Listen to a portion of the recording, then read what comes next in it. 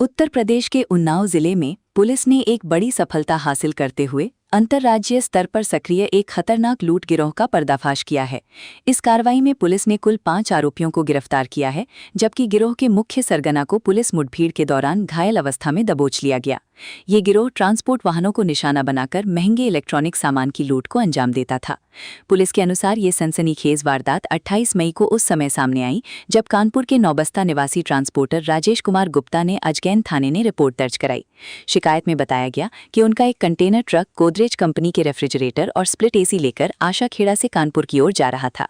रास्ते में बदमाशों ने योजनाबद्ध तरीके से चालक नीरज कुमार पर हमला किया, उसे घायल कर दिया और पूरी गाड़ी समेत 77 फ्रिज और 40 स्प्लिट एसी लूटकर फरार हो गए। घटना की गंभीरता को देखते हुए वरिष्ठ पुलिस अधीक्षक के निर्देश पर एसओजी, सर्विलांस टीम और थाना अजगैन पुलिस की संयुक्त टीम गठित की गई।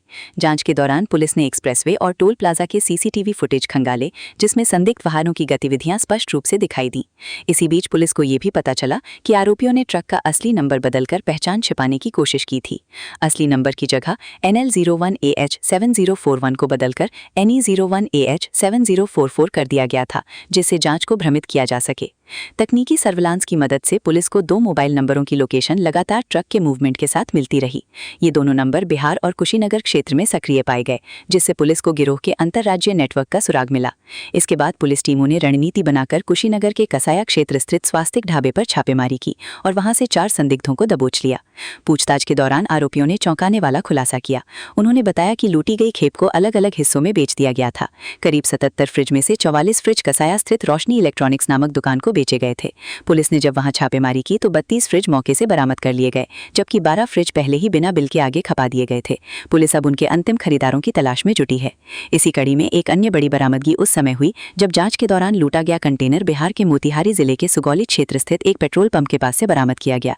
इससे स्पष्ट हुआ कि गिरोह केवल उत्तर प्रदेश ही नहीं बल्कि बिहार तक अपने नेटवर्क का विस्तार कर चुका था। गिरफ्तार किए गए आरोपियों में ढाबा संचालक विवेक मिश्रा, विकास वाल्मीकि, राजू उर्फ बलिराम सिंह और एक इलेक्ट्रॉनिक दुकान संचालक अविनाश सिंह शामिल हैं। इन सभी की निशानदेही पर पुलिस को गिरोह के मुख्य सरगना छोटन चौधरी के बारे में अहम जानकारी मिली। मुख्य आरोपी की तलाश में पुलिस ने नवाबगंज क्षेत्र में घेराबंदी की।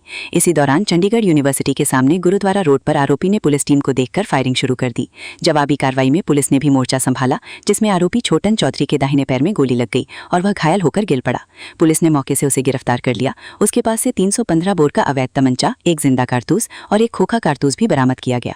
पुलिस की जांच में सामने आया है कि ये गिरोह सुनियोजित तरीके से ट्रांसपोर्ट वाहनों को निशाना बनाता था और फिर लूटे गए सामान को अलग अलग स्थानों पर बेचकर आर्थिक लाभ कमाता था।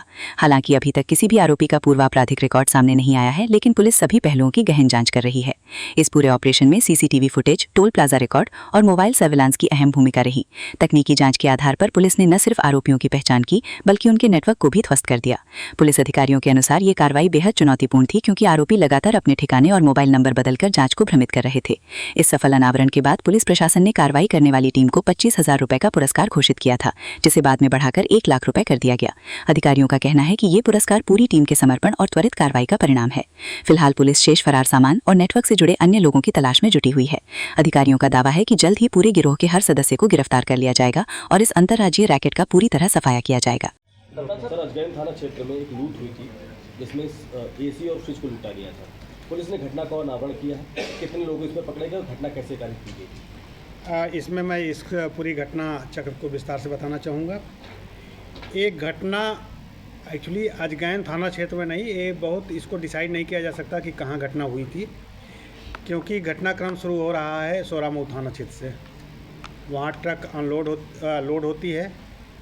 लोड होने के बाद 2 उसमें जो अपराधी हैं ये बैठते हैं, उससे बात करके, और फिर ये आगे जाकर के कोतवाली क्षेत्र से होते हुए आगे जाती है और फिर वहाँ से टर्न होती है। तो वो भी अगला हिस्सा जो अचलगंज थाना क्षेत्र में आएगा। सब मिला करके है कि पूरे घटना चक्र जो है हमारे जनपद उन्नाव में थी। और ड्राइवर जो चोटाइल मिला था वो थाना अजगैन क्षेत्र में मिला था। तो चूँकि वहाँ चोटाइल मिला था, इस नाते से अजगैन के इंस्पेक्टर ने इसको लीड किया।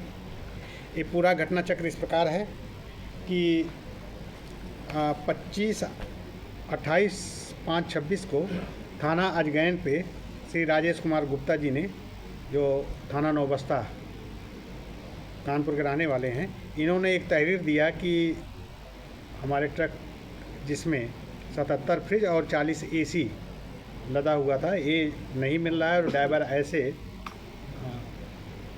हालत में, घायल हालत में मिला था, जिसका ले जाकर के हम लोग ट्रीटमेंट करा रहे हैं। और इस सूचना के बाद अभियोग पंजीकृत किया गया लूट का, और लूट के अभियोग पंजीकृत होने के बाद पूरी हमारी टीम लगी, जिसको लीड हमारे इंस्पेक्टर अजगैन श्री सुरेश सिंह कर रहे थे अपने टीम के साथ में हमारी एसओजी टीम भी लगी हुई थी और सर्विलांस टीम भी लगी थी। जगह जगह का इसमें बीटीएस उठाया गया। बीटीएस उठाने के बाद इस ट्रक को इन लोगों ने ट्रैक करना शुरू किया। लखनऊ जाने के बाद ये डिसाइड नहीं हो पा रहा था कि ये ट्रक किस दिशा में गया हुआ है, तो सभी अपना जो रोड है जा कर के देखने के बाद NH-27 का, वहाँ से इन लोगों ने सभी दिशाओं में ट्रैक किया, तो पाया कि ये ट्रक जो है पूर्वांचल एक्सप्रेस की तरफ जाता हुआ दिखाई दे रहा है। पूर्वांचल एक्सप्रेस वे पे जाने के बाद सबसे पहला जो टोल पड़ता है, वहाँ इन्होंने जा कर के जब टोल प्लाजा पे देखा, तो इस नंबर का जो ट्रक नंबर था वो एकदम क्लियर था, NL01 AH 7041। इस नंबर पे इन लोगों ने देखा तो कोई ट्रक नहीं जा रहा है, लेकिन एक संदिग्ध ट्रक जा रहा है, जिस पे नंबर जो पड़ा हुआ है NL की जगह यानी लिखा हुआ है और 7041 की जगह 7044 है। जब इन्होंने उसको बहुत कायदे से देखा तो 41 की जगह वो जो 44 है वो टेम्परिंग की हुई थी, और यानी की जगह जो है NL की जगह यानी लिखा हुआ था। फिर आगे इन्होंने देखा तो वो नगद भुगतान करके वो वहाँ टोल प्लाजा पे आगे बढ़े थे। इसके बाद आगे जितने भी कट थे पूर्वांचल एक्सप्रेस पे, फिर सभी जगह पे इन लोगों ने ट्रेस किया। 191 किलोमीटर के पास जाकर के इन्होंने पाया कि ट्रक जो है गोरखपुर के लिए जो एक्सप्रेसवे से लिंक रोड जा रही है उस पर उतरा है, और पीछा करते हुए, और सर्विलांस टीम भी इसमें मदद कर रही थी, और नंबर जो थे मोबाइल नंबर, उसका जब उन्होंने एनालिसिस किया तो पाया कि ट्रक के साथ 2 मोबाइल नंबर भी मूव कर रहा है। लेकिन बाद में फिर पाया कि एक नंबर जो है वो बिहार में मोतिहारी के पास चला गया और दूसरा जो है कसिया में रुका हुआ है। 3-4 घंटे बाद फिर इन्होंने एनालिसिस किया तो पाया कि दोनों एक ही ढाबे के पास लोकेशन मिल रहा है। रात में इन लोगों ने जा कर के वहाँ एक सादे कपड़ों में खुद जानकारी करने का प्रयास किया, तो जो चेहरा इन लोगों ने डेवलप किया था उस चेहरे से मिलता हुआ आदमी वहाँ दिखाई पड़ा, और चाय इन लोगों ने पिया पूरा। उन्होंने जब ये निश्चिंत हो गए कि नहीं ये घटना यहीं करके और यहीं कुछ है, तो इसके बाद इन लोगों ने उस पर कार्रवाई किया, और कार्रवाई करने के बाद स्वास्थ्य के ढाबे पर ही एक कमरे में 40 AC रखे हुए बरामद हुए, और कुछ उसमें फ्रिज बरामद हुए। इसके बाद पाया गया कि इसमें एक मीडिएटर था जिसने फ्रिज को बिकवाया था, जो इलेक्ट्रॉनिक्स की दुकान है रोशनी इलेक्ट्रॉनिक्स के नाम से। वहाँ से फिर इन्होंने बरामद किया, ट्रक का लोकेशन पूछताछ किया तो पाया कि ये ट्रक जो है जा कर के मोतिहारी में किसी पेट्रोल पंप के पास खड़ी है, वहाँ से बरामद की। घटना करने वाले 2 लोग थे जो यहाँ से ट्रक लेके गए थे, उसमें से एक तो तत्काल मिल गया, लेकिन दूसरा वहाँ से निकल आया था। बाद में जब पूछताछ इन लोगों ने गंभीरता से किया तो पाया कि वो फिर जिस जगह से घटना कारित करके गए थे, उनको ये उम्मीद नहीं थी कि पुलिस पीछा कर रही है। फिर ये इसी स्थान पे आए हुए थे, और पूरे सामान के साथ, अभियुक्तों के साथ जब ये लोग आ गए, आने के बाद रात में इन लोगों ने प्रयास किया कि वहाँ देखा जाए, तो नवाबगंज के पास एक संदिग्ध व्यक्ति दिखाई दिया। इन लोगों ने उसको रुकने का इशारा किया, बात किया, तो उसने पुलिस पार्टी पे फायरिंग कर दिया। फायरिंग के बाद पुलिस पार्टी ने आत्मरक्षार्थ गोली चलाई, जिसमें एक जो मेन अभियुक्त है छुट्टन, उसके दाहिने पैर में गोली लगी, और गोली लगने के बाद जब इन लोगों ने उससे पूछताछ किया तो उसने अपना नाम छुट्टन बताया और घटना कारित करने की पूरी बात बताई। तो इस तरह से अभी 30 फ्रिज नहीं मिले हैं, और उसके अलावा टोटल सामान मिल गया है। दोनों मेन अभियुक्त गिरफ्तार हो गए हैं, और इस चोरी के माल को बिकवाने वाले, चोरी के माल को छिपाने वाले, और जो चोरी का माल अपने दुकान पे ले जा कर के बेचे हैं, ये तीनों की गिरफ्तारी हो गई, जिनको जेल भेजा जा रहा है। इसमें शेष 3 फ्रिज हम लोग और बरामद करने का प्रयास करेंगे। लगभग 45-50 लाख रुपए का इस सामान की लूट हुई थी, और लगभग 100% तो नहीं कर सकते, लेकिन 80% बरामदगी सर, छुट्टन ने कभी इसको योजना को बनाया था ट्रक लूटने, तो कैसे छुट्टन कोई पूछताछ में छुट्टन ने स्वीकार किया है कि 2 दिन पहले उस शनिवार को ही एक दूसरी ट्रक लेकर के आया था, और उस ट्रक का ड्राइवर जो है बीमार था, तो इस बहाने से लेके आया था। इसके बारे में ये भी पता लगा कि ये पहले बस चलाया करता था, वो ड्राइवर है। और यहाँ आने के बाद अगला दिन संडे था, तो संडे को इसकी ट्रक अनलोड नहीं हो पाई थी तो रुका हुआ था। इसके बाद जब ट्रक अनलोड हो गई तो ट्रक वापस चली गई।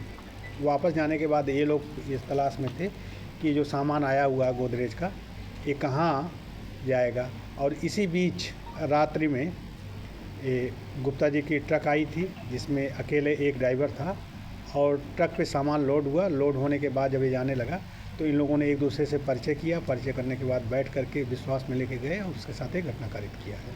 इसकी कोई हिस्ट्री है सर इसके पहले? इनका कोई आपराधिक इतिहास नहीं मिला। जो अभी तक हम लोगों ने वहाँ लोकल थानों से संपर्क किया, अपने प्रदेश का जो सबसे महत्वपूर्ण ऐप चल रहा है यक्ष ऐप, उस पर देखा, CCTNS के रिकॉर्ड में देखा, लेकिन जो घटना कारित की गई है उससे लग रहा है कि ये पहले से या तो जानकारी थी या बहुत ही अच्छे ढंग से इन्होंने योजना बनाई थी, क्योंकि इन्होंने फास्टैग निकाल दिया था। उस ट्रक में GPS लगा हुआ था, GPS इन्होंने हटा दिया था। तो ट्रक ये भी हो सकता है कि ड्राइवर होने के नाते से इनको जानकारी हो कि फास्टैग से जब पैसा कटेगा तो संबंधित मालिक को जानकारी हो जाएगी। GPS की जानकारी सभी ड्राइवरों को होती है कि GPS कहाँ लगता है, तो उसको निकाले होंगे। तो इसमें अभी हम लोग और आगे बढ़ेंगे और जो 30 फ्रिज अभी नहीं बरामद हुआ है उसको भी बरामद का प्रयास किया जाएगा। उसको किस तरह के इनाम दिया जा रहा है? इसमें चूँकि ये घटना बहुत ही गंभीर टाइप की थी, उसके पूर्व भी एक घटना कारित हुई थी जो आप लोगों के संज्ञान में होगा, जिसमें पंजाब के 3 अभियुक्त पकड़े गए थे। एक अपने यहाँ का था, उसके माध्यम से आए थे। उसी के 2-3 दिन बाद एक घटना होना ये दर्शा रहा था कि या तो उन्नाव के पुलिसिंग के बारे में लोगों को जानकारी नहीं, या तो बाहर से आकर ये सोचे होंगे कि हम क्राइम करके निकल जाएंगे।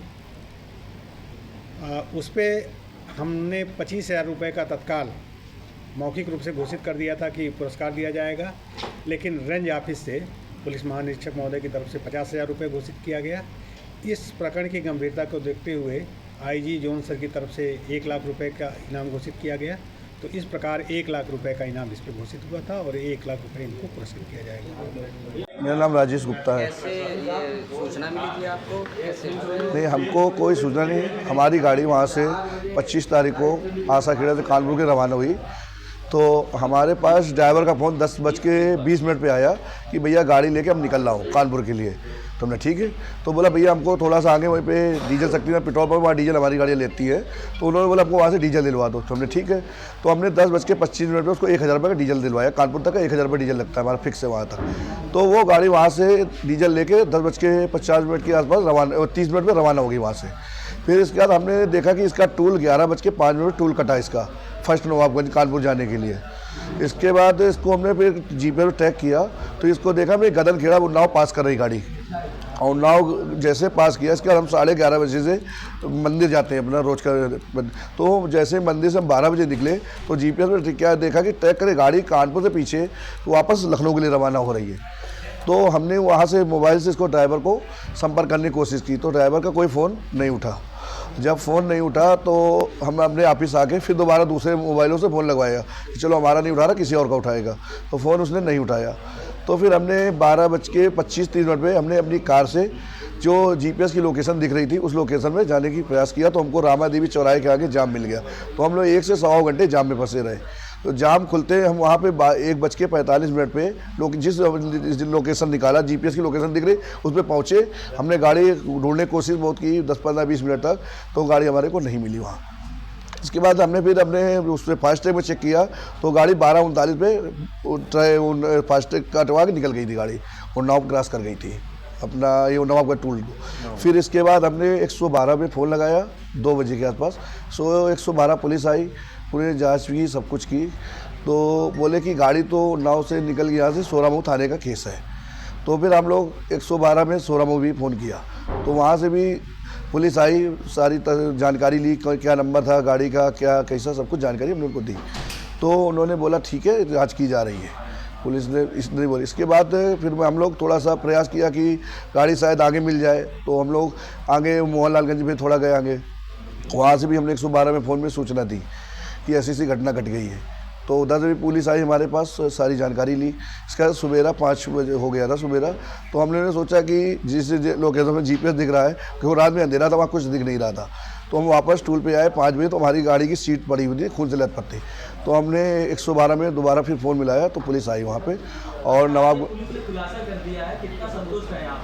बहुत हम लोग संतुष्ट, हम बहुत धन्यवाद देंगे पुलिस से, कप्तान साहब का, उनके नेतृत्व में टीम ने काम किया, इस जी को बहुत बहुत सराहनीय काम किया, व्यापारियों के लिए कितना बहुत सराहनीय।